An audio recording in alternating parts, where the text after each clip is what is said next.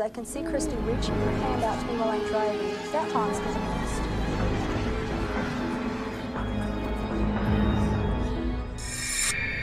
I was a homicide detective working just outside of Portland, Oregon for just over 7 years. I think a cop only has so much time in them as murder police, as they call it, like a little hourglass or something. Once you run out of stomach for it, you gotta get out. And this is the case that made me throw in the towel. In late spring of 1983, we had a woman bring her 3 kids to the hospital, and all 3 had gunshot wounds.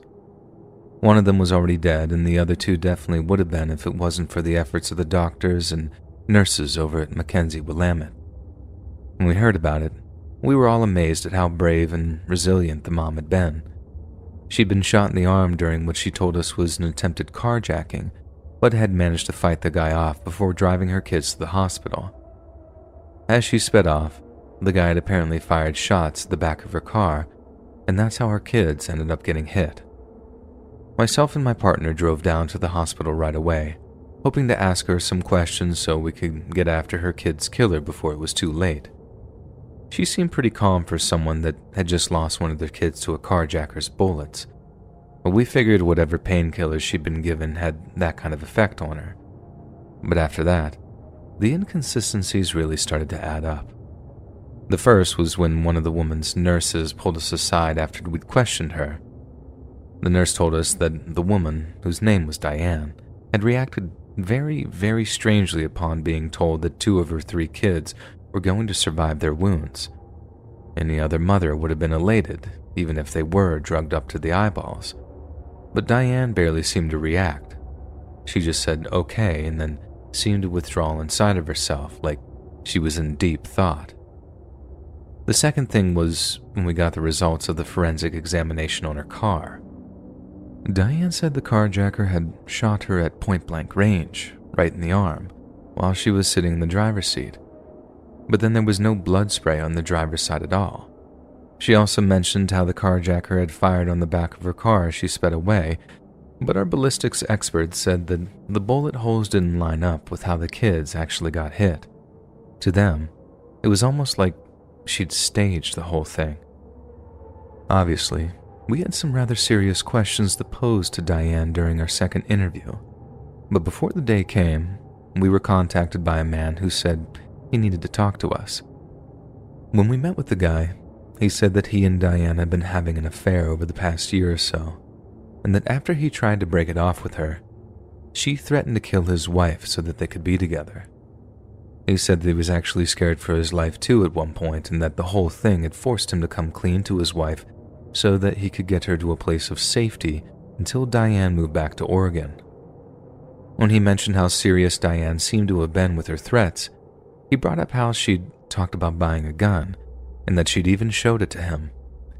That is what prompted us to search Diane's house, and while we didn't actually find any kind of firearm, we did find a few .22 caliber shell casings she attempted to dispose of in her garage.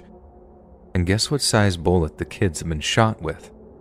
You guessed it, .22s. It took us almost a whole year to get all the evidence we needed to guarantee a conviction, but we got there in the end. Our chief of police wanted us to be 100% certain that we could convince a jury of Diane's guilt, but by the time the trial came, we didn't need to. One of Diane's own kids did all the heavy lifting for us. Her eldest daughter, who survived being shot, actually took the stand to describe how her mother had shot her little brother and sister before shooting herself in the arm to make her story look legit. The other thing I remember about Diane's trial is how the defense had a list of mental disorders that she'd suffered from that was about as long as your arm, and they tried to use them to get a reduced sentence on the grounds that she wasn't in control of herself. That didn't wash with us, and it didn't wash with the judge or jury either, and she ended up getting life in prison plus 50 years. Weirdly enough, Diane ended up having another kid around the same time she was sentenced, although I couldn't tell you exactly who the father was.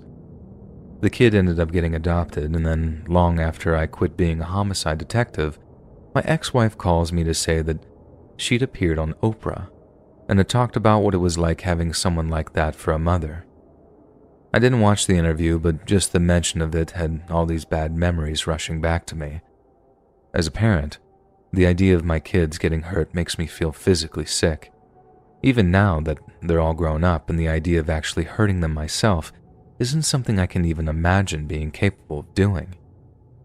The darkness in that woman's heart, seeing those kids all torn up, watching her lie over and over again about neglecting her primary duty as a mother.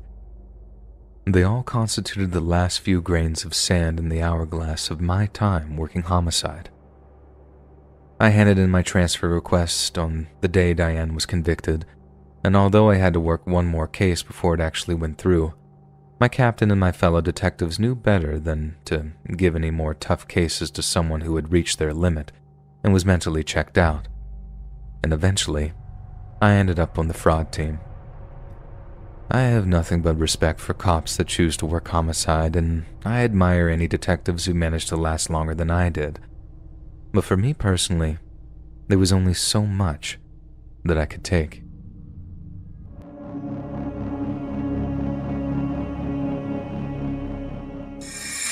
Back in the early 90s, Delaware-based lawyer Thomas J. Capano had a life that many of us might find enviable.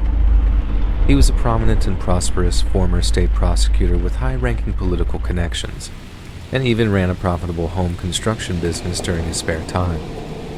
He also had a large and loving family consisting of a wife and 4 daughters. But by 1993, his marriage was falling into a downward spiral. Then right as his marital dissatisfaction was at its peak, he met a young single woman by the name of Anne Marie Fahey. Fahey was employed as a congressional scheduling secretary who had met Thomas Capano after meeting with Congressman Thomas Carper. Capano and Fahey began a romantic relationship shortly afterward, and as much as they tried to keep their affairs under wraps, it became known to an increasing number of friends and coworkers as the years dragged on. Fahey wasn't the only woman that Capano seemed to be having an affair with, but it seems that Fahey was his primary paramour for the following 3 years. From what I can gather, Capano treated Fahey gently and romantically at first, but as time went by, he grew more and more controlling, overbearing, and violently jealous. When Fahey attempted to end the relationship, Capano refused to allow her to leave him, and told her if she even dared to try, he'd destroy her political career. So instead of risking another confrontation, Fahey reportedly began secretly dating other men and went to great lengths to keep it a secret from Capano.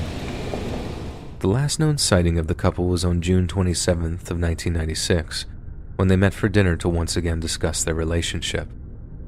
But after that, it was like Anne Fahey had simply dropped off the face of the earth.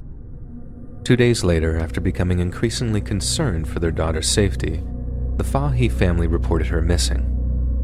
Not long after the missing persons report was filed, an agent with the FBI's Baltimore office heard about the case and offered his assistance to local authorities. Then, as the case progressed, various law enforcement agencies agreed to have the FBI take the lead on the investigation, owing to its vast resources and advanced capabilities. When the FBI learned of Fahey and Capano's affair, investigators quickly zeroed in on him as their #1 suspect. When questioned by police, Thomas Capano claimed that he had invited Fahey to dinner over in Philadelphia, the goal of which was to resolve the problems in their relationship. He said the evening went well, that they'd come to an amiable agreement after a few hours of conversation, and that afterwards, he'd driven her back home before they parted on good terms. The FBI agents were almost sure that Capano was lying to them, but in order to prove it, the team was forced to use a number of creative investigative techniques to determine what had actually happened that night. This included surveillance, toll record analysis, seizure of emails from Capano's law firm and Fahey's office, analysis of gun purchase records, a 4-day search of 2 landfills, psychological profiling, and analysis of financial records. Finally, after a search of Anne Fahey's apartment, the investigation struck gold. Investigators found a number of handwritten letters addressed to Fahey from Capano, some written with an ominous and threatening tone. They also discovered Fahey's diary with numerous entries describing how Capano was a controlling, manipulative, insecure, jealous maniac. FBI agents then searched Capano's home and personal vehicle for traces of Fahi's blood and hair, and quickly found bloodstains on a metal radiator cover and some woodwork. The FBI then tracked down a blood bank which turned out to have a bag of Fahi's blood that she'd generously donated weeks earlier. This way, they were able to confirm that it was Fahi's blood in Capano's home and car. A blood bank search helped recover a container of blood that Fahi had donated weeks earlier, and forensic exams linked Fahi's blood to the blood found in Capano's house. As the investigation progressed, there was a kind of surprise twist. Capano's brother, Jerry, was arrested on various drug and weapons charges towards the end of 1997. In exchange for leniency, he admitted that he'd helped Thomas get rid of evidence which proved he'd murdered Fahi. According to Jerry, after Thomas Capano murdered his young lover, he forced her body into a large fishing cooler that he had purchased about 2 months earlier. Then on June 28th, Tom and Jerry Capano drove Jerry's boat some 70 miles off the New Jersey coast and dumped the cooler into the Atlantic Ocean. The cooler wouldn't sink, so Jerry shot it full of holes with a shotgun that he kept on board for shark fishing, but the cooler still wouldn't sink. Tom then lifted Fahi's body out of the cooler, wrapped 2 anchors around it, threw it overboard, and watched it sink. He then threw the cooler back into the water. The same cooler was later discovered by a group of fishermen who pulled it out from the ocean, plugged the bullet holes, and used it to hold the fish that they caught. The following year, after the story about the cooler made the news, one of the fishermen got in touch with the FBI and reported his find. The cooler then became a key piece of evidence which tied together Jerry's story. Finally, on November 12th of 1997, the FBI swooped in on Thomas Capano after they learned that he was planning to flee the country. During his trial in 1998, one of Tom Capano's ex-lovers told the court that just over a month before Anne Fahi's murder, Capano told her that if she purchased a pistol with her credit card, he'd purchase it from her for double the price she paid for it.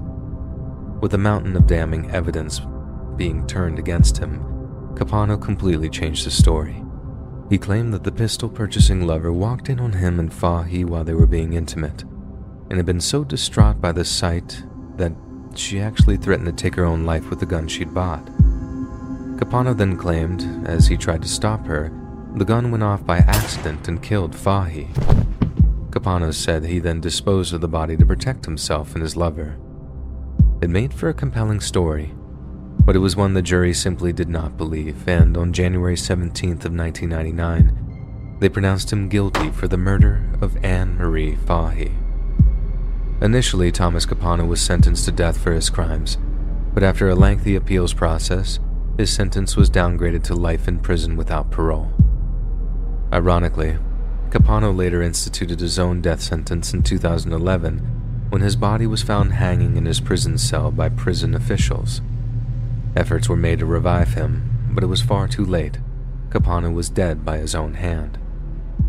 Anne Marie Fahi's body was never officially found, but we can assume that it's somewhere at the bottom of the Atlantic Ocean, not far from the New Jersey coastline.